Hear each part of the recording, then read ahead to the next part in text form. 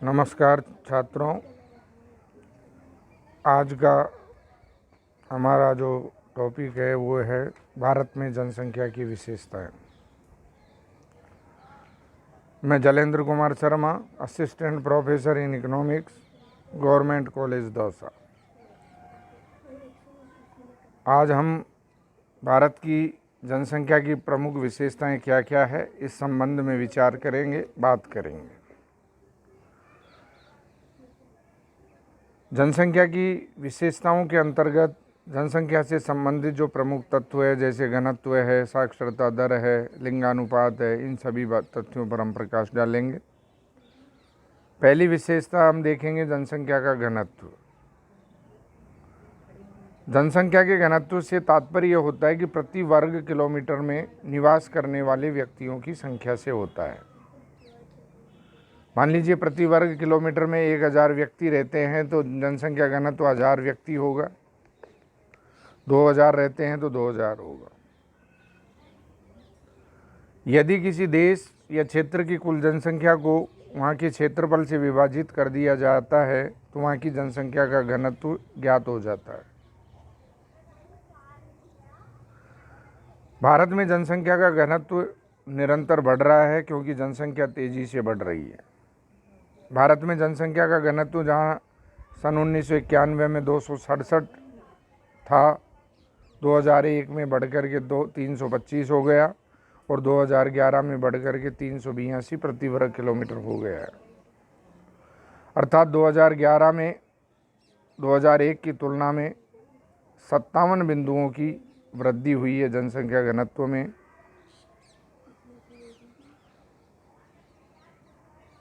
भारत के अगर हम विभिन्न राज्यों की स्थिति देखें तो जनसंख्या के घनत्व में राज्यों की दृष्टि से काफ़ी अंतर पाया जाता है।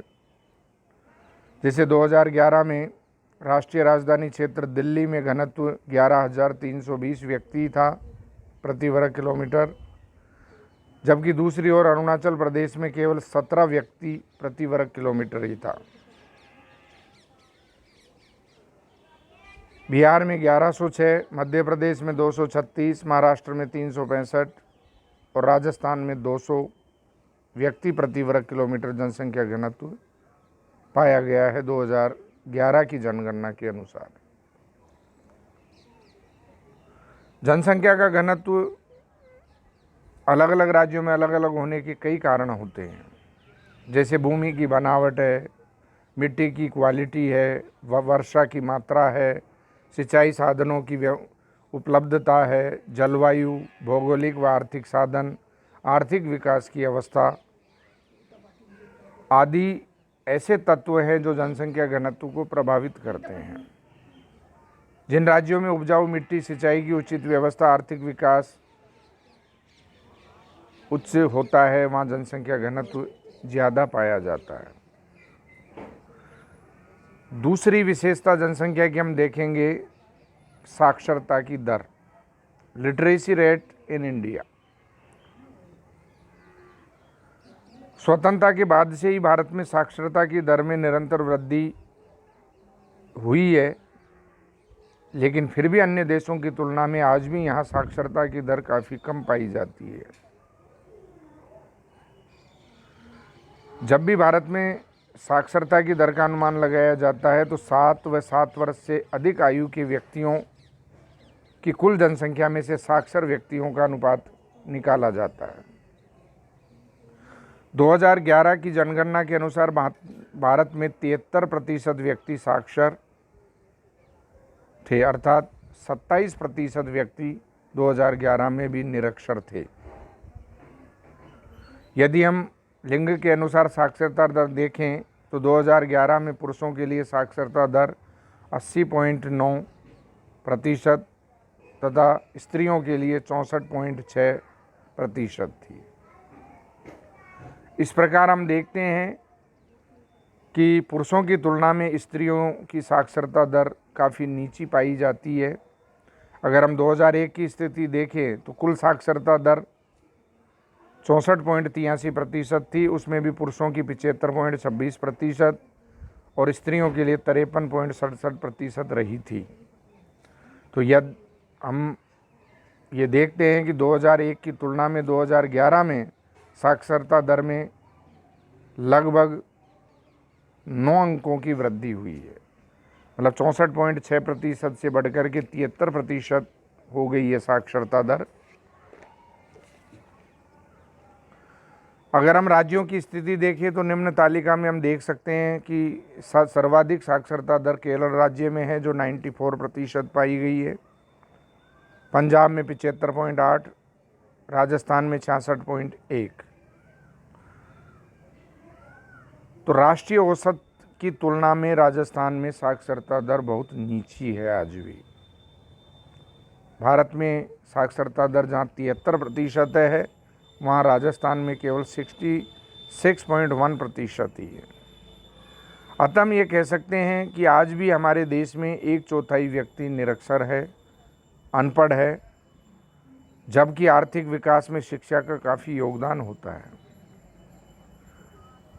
इसलिए हमें साक्षरता विस्तार तेज़ी से करना चाहिए, क्योंकि शिक्षा से ही परिवार नियोजन कार्यक्रम को सफल बनाया जा सकता है, जिससे जनसंख्या को या जनसंख्या की वृद्धि को नियंत्रित किया जा सकता है। क्योंकि स्त्री पढ़ेगी तो ही जनसंख्या वृद्धि को नियंत्रित किया जा सकता है।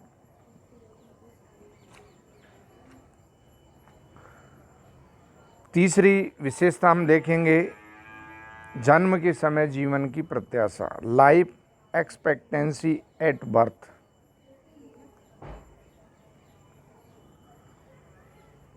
भारत में जन्म के समय जीने की औसत आयु 2011 से 15 के बीच में 68.3 वर्ष रही है। मतलब एक व्यक्ति औसत रूप से 68.3 ईयर जीता है। औसत आयु में भी आज़ादी के बाद से निरंतर वृद्धि हुई है, क्योंकि जहां स्वतंत्रता के समय जीवन प्रत्याशा 45 वर्ष के लगभग थी, वो आज बढ़कर के 68% ईयर हो गई है। किसी भी देश में जीवन जीने की जो प्रत्याशा होती है, उसके आर्थिक विकास व आर्थिक प्रगति का सूचक मानी जाती है। अगर हम अन्य देशों की तुलना में देखें तो भारत में जीवन प्रत्याशा काफ़ी कम पाई जाती है। भारत में चीन व श्रीलंका से भी कम जीवन प्रत्याशा पाई जाती है। चौथी विशेषता है जनसंख्या का वितरण, आयु, लिंग, ग्रामीण और शहरी के अनुसार। पहले हम देखेंगे आयु की दृष्टि से, तो 2011 की जनगणना के अनुसार 0 से 14 वर्ष की आयु के व्यक्तियों की संख्या कुल जनसंख्या का 30.7% रही है। 15 से 34 वर्ष की आयु में 34.8% रही है और 35 से 59 आयु वर्ग के लोगों की संख्या 25.4% रही है और 60 व 60 से ऊपर की 8.6% जनसंख्या रही है। इस प्रकार हम ये देखते हैं कि 2011 में 0 से 14 अर्थात बच्चों की संख्या कुल जनसंख्या का 31% आंकी गई है, जो काफ़ी ऊंची है। 15 से 59 वर्ष के आयु समूह में 60% जनसंख्या आती है और 15 से 59 वर्ष की आयु वर्ग ही लेबर फोर्स की श्रेणी में आता है। तो अगर हम लेबर फोर्स की दृष्टि से देखें तो भारत में कुल जनसंख्या का 60% भाग लेबर फोर्स है, जो आर्थिक विकास को गति प्रदान कर सकती है। अगर हम लेबर फोर्स का सदुपयोग करें तो भारत तीव्र गति से आर्थिक विकास की ओर बढ़ सकता है। आश्रितता अनुपात,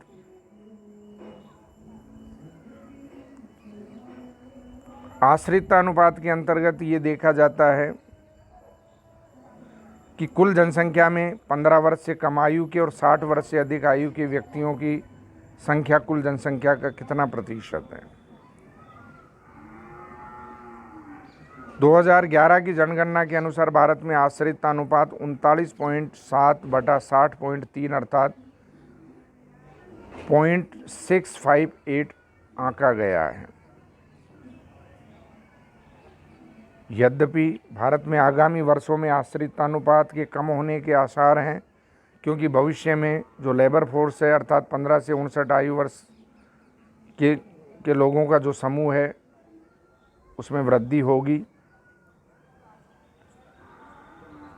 आश्रितता अनुपात जितना ज़्यादा होगा उतनी ही आर्थिक विकास की गति में रुकावट आएगी, क्योंकि जब कमाने वाले व्यक्तियों की तुलना में अगर खाने वाले व्यक्ति ज़्यादा बैठते हैं, ज़्यादा आते हैं, तो इससे आर्थिक विकास अवरुद्ध होता है।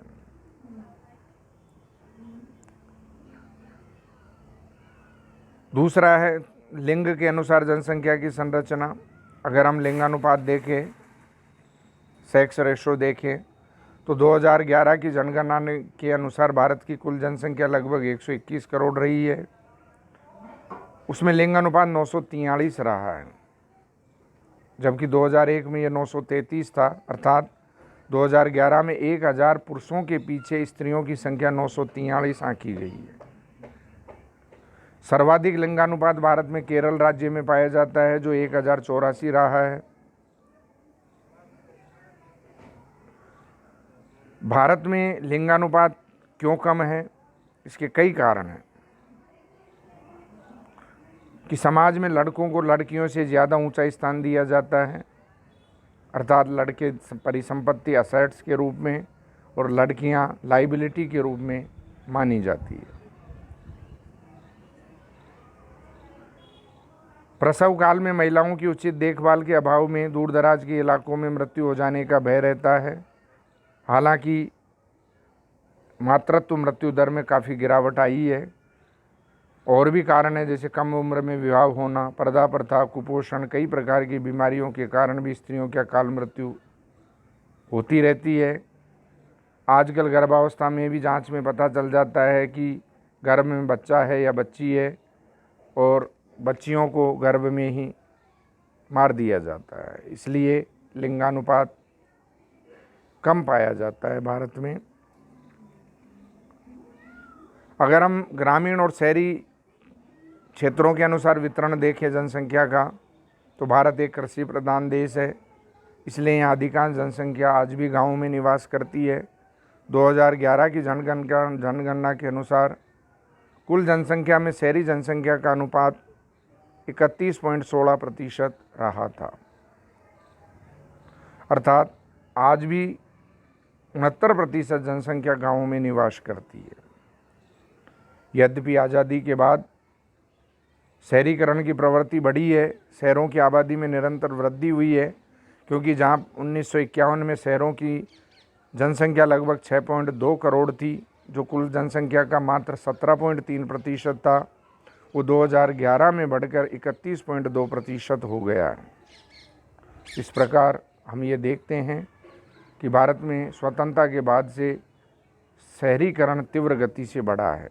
इसके कई कारण हैं। शहरों में आधुनिक शिक्षा की व्यवस्था, चिकित्सा की व्यवस्था और आधुनिक संसाधन मिलते हैं, इसलिए हर आदमी जो थोड़ा बहुत संपन्न है वो शहरों की तरफ भाग रहा है। इसलिए शहरीकरण की गति तीव्र बढ़ी है। शहरीकरण से कई समस्याएं उत्पन्न हो रही है, जैसे बेरोजगारी का बढ़ना, स्वच्छता का अभाव पाया जाना, दबाव बढ़ना, आवश्यक साधनों की कमी महसूस होना आदि कई कारण हैं।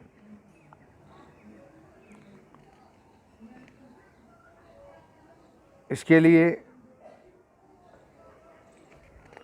हमें शहरीकरण की प्रवृत्ति के साथ साथ नगर नियोजन को भी अपनाना होगा, ताकि जनसंख्या को आवश्यक संसाधन उपलब्ध कराए जा सके, उसके लिए उचित पर्यावरण उपलब्ध कराया जा सके। धन्यवाद।